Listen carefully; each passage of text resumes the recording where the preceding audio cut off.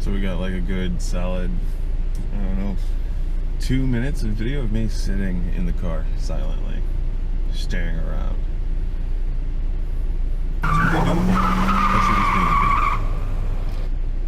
So Nnamdi has a lot of bikes. I went with Nnamdi to help him get his first bike and bring it back here to the house when he did not know how to ride. So now what I'm doing is I am having him do the same thing that I did for him, for me, and ride a bike back for me. I would ride it back myself, and I know how to ride a bike, but you know, I got to pick up the RTR today as well, so that's another thing. I always forget how fucking overly large you are. And right there, and then right there. Oh, nice. Yes. Nice. Is that the Yi? Yes, the Yi. Yes. Why does it look like it's upside down? Because it is. And then I've been messing around with the 360 cam. How's that working? This thing's kind of crazy, man. I'm not gonna lie to you.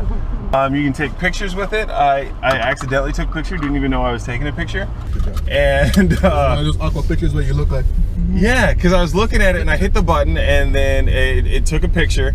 And then when I go into the phone, because it's got the app, I could rotate all the way around. So, and it looks down and it's like it sees your hand holding it there, and you can look up at the sky, and then videos rotate around on the phone as well. If you're on a phone, you can turn it, or if you're on a computer, you use your mouse and you can just kind of spin it around. And I looked at some videos of people using them, and they're not bad, man. I know. They're really not bad. I was surprised, you know. And these things retail for like 200 and something bucks. So even then, I'm thinking, how good can it be? But then the Yi is a $200 camera too, and that thing is awesome. Okay, so this just has a tripod mount on the bottom, right? So I'm trying to figure out how we can make a mount that way you're not just holding it the way you're holding it. It just sits in your cup holder or something, and then up to a tripod mount, and then done. Yeah, there's got to be a way to do it. And I think too, like, there's got to be some way that you could get it to where almost like it's got like a little rod that sits in it, and then it sits like the circular end, and you just sit it in your cup holder. Don't have to worry about it. Which I think is basically just what you said, but I said it differently. So that makes it my idea now. Okay, nice. Good job. This kind of works. You use that, and you just told on yourself. Awesome. Hope somebody steals your lug nuts. So what kind of Ford is this? It's a Ford Focus. Really? Non-hatchback. This thing here has absolutely no power whatsoever. Like, I was trying to, when I was leaving the bike place yesterday, I had to go out into traffic, and I like floor it, and I wait. And then finally it kicks in. It's like, no shit, like a 1.5 seconds delay from when you floor it to when it actually starts to move. So, for someone who's used to driving a Mustang, it's a little scary when you hit the gas and you go for it and you realize, oh shit, I might die right now. It seems to be decent on gas. What am I getting on it right now? I think 26 miles per gallon, and that's with me trying to floor it from time to time. So floor it. Yes, floor it. Basically that just means you're kicking the floor saying, God damn it, why don't I have more power? Look. And I even took my foot off the gas and it was still struggling and trying to go. It's like, no, I can do this. Give me another chance. You have to plan your overtakes. You don't overtake shit in this.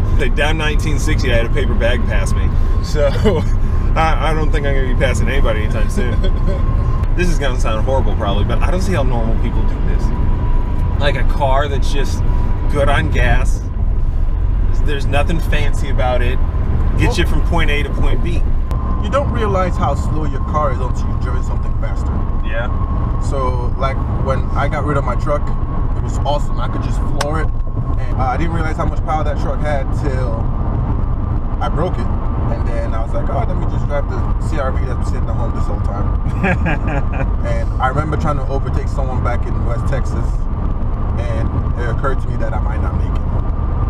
And this is with me flooring it and the car screaming. And it was probably doing like 75. I'm like, oh God. Well, saving was just let it go downhill. Yeah. And then all of a sudden picked up in like capacity. know, I remember when I had the Eclipse back in the day, which you always told me was slow, but I thought it was fast. I thought, man, this is a quick little car. You got bitten by a stock Saturn. Yeah, but anyways, and then like I got into the RX-7 and I was like, oh man, this is fast. And then now I'm in the RTR, which is like 460 horsepower, which is still like low compared to other cars out there. It's like a huge difference. You realize, man, that car isn't fast at all.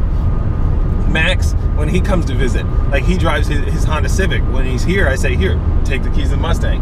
He's like, man, that thing's quick. That thing's really quick. He's like, I thought my Honda was fast. And I was like, well, that's because you're retarded. But you don't realize, like you said, you really don't realize. So I can only imagine what it's got to be like if I were to go from like the Mustang to like, I don't know, like a Ford GT or Lamborghini. You know, just that speed is just crazy. And the Mustang, like the drift car that we have, that was 300 horsepower from the factory in a GT, which was cool at the time in 2005, 2007. Yeah. But now you look and you see that the EcoBoost Mustang has 300 horsepower and it's a 4-cylinder from the factory, and you're like, shit. I want to get one of those flamethrowers on my BTX. Yeah? I saw one and I was like, huh.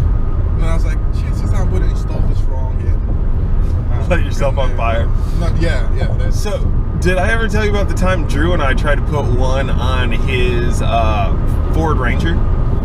So he got a flamethrower kit, and it's supposed to, you know, take, you know, gas and put it there. It's got a little spark plug in there. It was so ghetto. He got it off of eBay. Okay. So he figures, well, I don't really want to do anything with my gas. So here's what I'm gonna do. I'm gonna get a gas can. And then run a tube from the gas can underneath my truck, and then it'll just dump gas on there. Which in and of itself probably would have lit that truck on fire. But I was like, okay, do it. So he did. And we're over at his house, and he puts the spark plug in the tailpipe, does all that shit, tightens it down. So he turns it on, he's revving it, hits the button to dump the gas, nothing's happening. You can see a little bit of gas coming out the tailpipe. But it just, nothing is flaming, nothing at all. Yeah. So he looks at me and says, hey, you want to look down the pipe and see if the plug is sparking? And I go around to the back of the truck and I was like, wait a minute, no, I'm not going to do that. That is so unbelievably stupid that you would even ask me, hey, Drew, I want to see. Come on, you should have made this happen.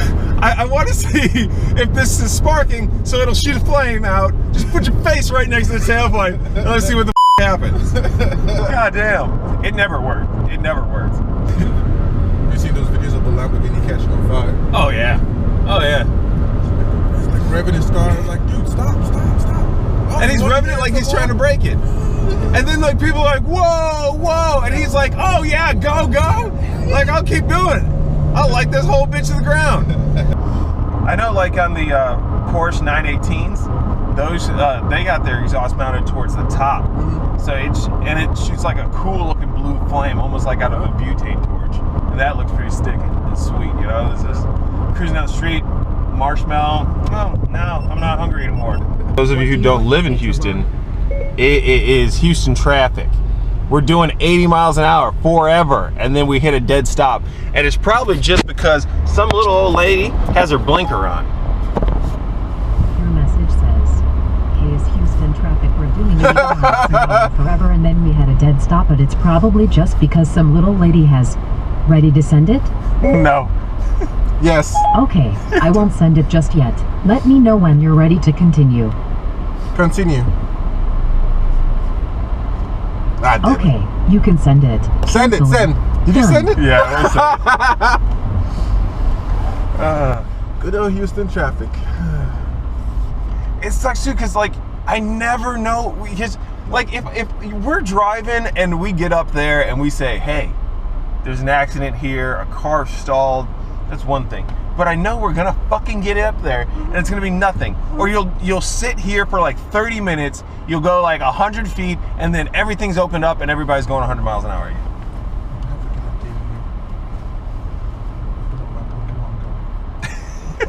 That's your good idea? I thought you were gonna like find me an alternate route to get around this shit. No, it's let me get a Pokemon Go. You know the thing about alternate routes? Everybody else is thinking about them too. You're gonna be in the same traffic. I just got the RTR, which wasn't cheap. and then now, was it 3-4 months later? Now I've got a bike. So I have an addiction. Really? I know this is new to You you. know, it's crazy that most people that have addictions don't realize they're addictions. You just casually just say it. Yeah, But I have an addiction. realizing, I'm a crackhead. acknowledging that you have an addiction is the first step to curing yourself. I know, but if you stay on the first step forever, then... Yeah. So no one is mad that you're getting the motorcycle? Not that they're saying. Wow, the good old evade. So I go there, I'm looking at the bike. You know, I said I just want to look, which is stupid, because if you drive all the way across town just to look, you're going to just buy it. Yep. So I go over there, and Lauren is with me, and I'm looking at the bike, and I wanted the Fury. You know, I've said I wanted the Fury. Yeah. And I was like, man, this thing's sick. I wanted a blue one, but then I saw that black one there. I was like, this is sick. And Lauren's like, get it. I was like, you gotta think about, you know, paying for it and all that crazy stuff. Just get it. What do you want to say? We don't want to say anything, Siri. Shut up. Up, down, left, right. You're saying, we want to say anything, Siri, shut up. Ready to send it? No, Okay, I'll send it. that went to Lauren's track coach. Asshole. So anyways, so I call Luis. I'm like, hey, you know, I'm here at the dealership. They got the bike that I want. It looks pretty sick. I sent you some pictures. Just look at it and tell me what you think. She's like, are you thinking about getting it? I said, well, would you be mad at me? And she said, well, you know, it's up to you. You know, if you think you can afford it, you're gonna be the one paying for it. You're gonna be the one taking care of it. And I said, okay, well, just let me know what you think. So I sent her the pictures. And I impatiently waited like a minute and a half, and then I called her back. Did you see the pictures? Yeah, I saw it. It is a really nice bike. It's a really nice bike. And I said, oh, well, I like it, you know. She's like, well, are you gonna get it? And I said, I don't know. She's like, well, if you end up getting a bike, I'll get you a new helmet. And I said, oh, okay, cool. So to me, in my brain, that's saying, buy it. I think this is a great idea. You should do it, and I'll help support your habit. So of course, I hung up the phone. It's like, she said, go for it. Yeah, that's what it sounded like to me. So I buy the bike, sign all the paperwork, get to work, and she's coming to pick up Lauren. And I said, hey, you know what? The RTR is ready. I got to pick up the RTR tomorrow, but I also need to pick up the bike, so I need to figure out how I'm going to do it. You know, I'll try and get a hold of Nnamdi. And she's like, you bought the bike? I was like, yeah. And she's like, oh.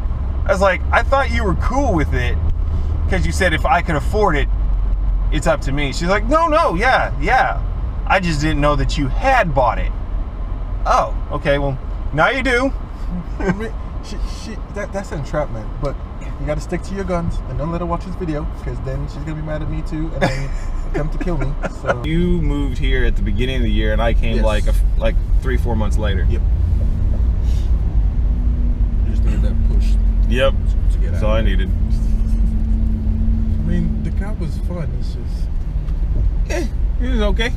it's just nothing ever happened. I mean, you had a stock Mustang, and your Mustang was the coolest in the go. Yeah, it's crazy now. Like when I go back with the cars that I get now, and I drive through there, like people are like staring and gawking and shit. And I'm like, I drive through Houston, and everybody's like, so what the is so special about you? I have a house like just around the corner from me that there is a 2017 Raptor, a Range Rover, a Lamborghini Huracan, a Ferrari 488, and a Porsche 911 GT3 RS. Okay, I have a Mustang. Yeah, you're like the hillbilly in the neighborhood. I am. Like, if I were to take my Mustang back home, though, everybody would be like, "Dang, that's a sick ride, man." Damn. That's the only joys of living in a small town. Yeah, and I could probably beat anybody out there on the street with that thing with 460 horsepower. Here, I have my 460, and I can beat Hondas. Yeah. Like, finding a good shop to do work with is kind of like finding the right girlfriend. It really is, because you're entering into this relationship where you're putting a whole lot of money into it, you're putting a whole lot of time, you're putting a whole lot of trust into it, and you want to know that what you're getting out of it is going to be pretty badass. Yeah. Except when you get a girlfriend, you're not trying to get a girlfriend so you can get other girls wet. That's kind of what you do with your car. Not me, because I'm happy. But you know, it is what it is. I mean, you're going to be spending a lot of money. Make sure that you just don't go to anybody. The other thing too is a lot of people, as you know, because we used to do this when we were younger, got a lot of shit off of eBay because it was cheap. Yep. I mean, the Eclipse that we had built, that was all eBay. Yeah. The entire car was eBay. But it wasn't bad though. When you had the bumper and the back bumper, and you bonded it where everything was just one big piece, that actually looked good. You gotta have a little bit of skill with that, or know somebody who's got some stuff that can do that with. I'm sure somebody will probably find a picture of my Eclipse and be like, man, that thing looks like shit. But when you have a college budget and you are 20 years old building this car, it didn't turn out bad. Yeah, it was actually pretty good. I got a trophy on my wall, so I don't give a shit what people think. It is what it is. But I mean, everybody has their own taste. There are a lot of Mustangs out there that I look at and I was like, really? Really? Really? But I mean, it's that person's car, it's their choice, it's what they like, it's what they want to do. So who am I to judge what they think is cool? Unless, you know, they got a giant whale tail off the back of it, Vanilla Ice style 1985, but I just want to get like a car that looks like shit. I take it to the drag strip and I'm like, dude, what are you doing here? And then properly set up. Drew always gets like minivans. He buys minivans. I don't know why he buys minivans. But I'm always telling him, hey dude, we need to take one of these minivans and like soup the shit out of it. Dude, like drop an LS in that thing, do something that'll just blow somebody's mind when you fire that bitch up. Yeah, well, I told him once, like, when your mom goes on vacation, what we need to do is take her PT Cruiser and just completely, like, swap out the engine in that thing and be like, hey, guess what? And then just put a whole bunch of cameras up and wait for her to get in and fire that thing up and scare the shit out of her. All right, we've reached our destinations. Thank you for joining us. This is Jordan Wheeler, Nnamdi Obiora, GSSG. Grassroots. No, we're not nameless, we're not faceless, we were born for greatness. Silence of Jordan. But now I've kind of ruined that because I'm talking. So, yeah, there goes that idea. Sniffling with Jordan. Yeah, about all those people who get sick. Allergies. Ooh, allergy channel. There we go. Allergy channel. See, now my eye is watering just thinking about it. And I'm sitting alone in a car talking to myself. Officially me talking to myself. I'm not crazy. See, that I'm eccentric.